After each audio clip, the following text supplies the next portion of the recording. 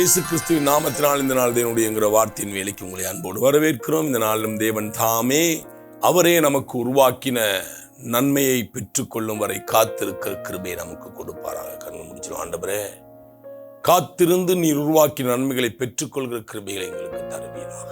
ஹல்லேலூயா. இந்த நாள் தியானிப்பதற்காக எடுத்துக்கொண்ட வேத பகுதி எபிரேயரின் புத்தகம் 11வது அதிகாரம் 9-10 வசனங்கள் இப்படியாக சொல்லுகிறது. விசுவாசத்தினாலே அவன் வாக்குத்தத்தம் பண்ணப்பட்ட தேசத்திலே பரதேசியைப் போல சஞ்சரித்து அந்த வாக்குத்தத்தத்துக்கு உடன் சுதந்திரவாளி ஆகிய ஈசாக்கோடும் யாக்கோபோடும் கூடாரங்களிலே குடியிருந்தான். ஏனெனில் தேவன் தாமே கட்டி உண்டாக்கின அஸ்திபாரங்கள் உள்ள நகரத்துக்கு அவன் காத்திருந்தான். அன்பானவர்களே, இந்த நாளில் மற்றவர்களுடைய கூடாரத்துக்குள் நாம் பிரவேசியாதபடி, மற்றவர்களுடைய வகைகளை நாம் இச்சியாதபடி, மற்றவர்களோட வாழ்கிற வாழ்வை குறித்து நாம் கரிசனையுடையவர்களாய் மாறாதபடி நமக்கென்று தேவன் ஒரு வாழ்வை நியமித்திருக்கிறார் என்கிற விசுவாசத்தில் உறுதியாய் வாழ்வோமாக. அன்பானவர்களே, தகப்பன் ஆபிரகாமை குறித்து தேவன் சொல்லும் பொழுது இங்கே சொல்லுகிறார், அவனுக்கு தேவன் வாக்குத்தத்தங்களை கொடுத்திருந்தார். ஆனாலும் அந்த வாக்குத்தத்தங்களை தேவனையே நிறைவேற்றி கொடுக்கும் வரையில, அவருக்காய் வாக்குத்தத்தம் பண்ணினதை தேவன் உருவாக்கும் வரையில அவர் காத்திருந்தார் என்று வசனம் சொல்லுகிறது. ஒரு சந்ததி, 2 சந்ததி, 3 சந்ததி. ஹல்லேலூயா. இன்றைக்கு இன்னொருடைய அத்திபாரத்தின் மேல் கட்டப்படாதபடிக்கு நமக்காய் போடப்பட்டிருக்கிற கிறிஸ்து என்கிற அத்திபாரத்தின் மேல் நாம் கட்டப்படும்படியாக பொறுமையோடு காத்திருக்க நமக்கென்று தேவன் ஆயத்தம் பண்ணின நல்வாழ்வு உண்டு.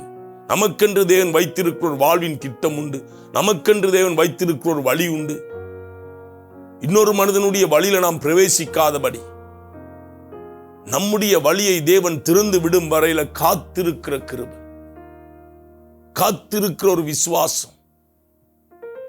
ஹல்லேலூயா, ஹல்லேலூயா.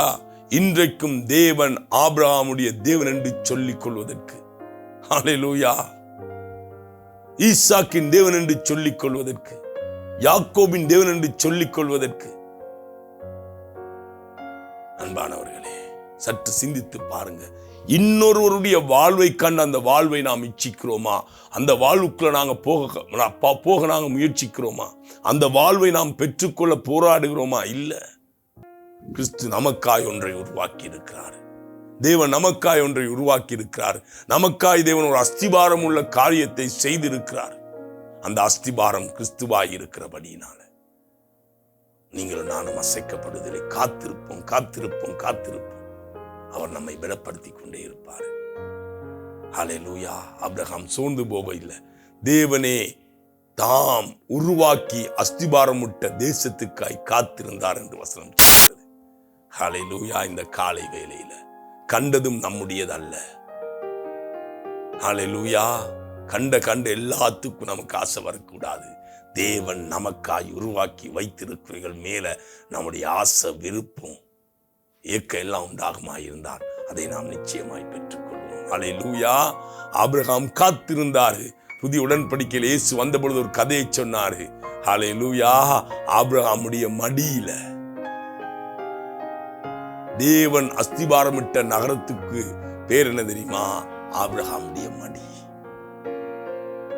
இந்த காலை வேளையில நமக்காய் தேவன் ஆயத்தம் பண்ண இடம் நம்மை அடையாளப்படுத்துகிற இடம்.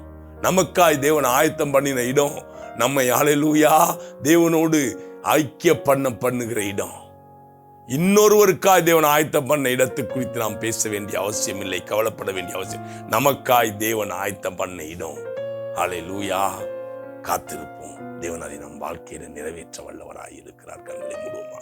ஆண்டவரே, நீர் எனக்காய் உண்டாக்கி அஸ்திபாரமிட்ட நகரத்துக்காய் காத்திருங்க, எனக்கு உதவி செய்வீரா. இயேசுவின் நாமத்தினால பிதாவே, ஆமென். கர்த்தர் தாமே உங்களை ஆசீர்வதிப்பார்.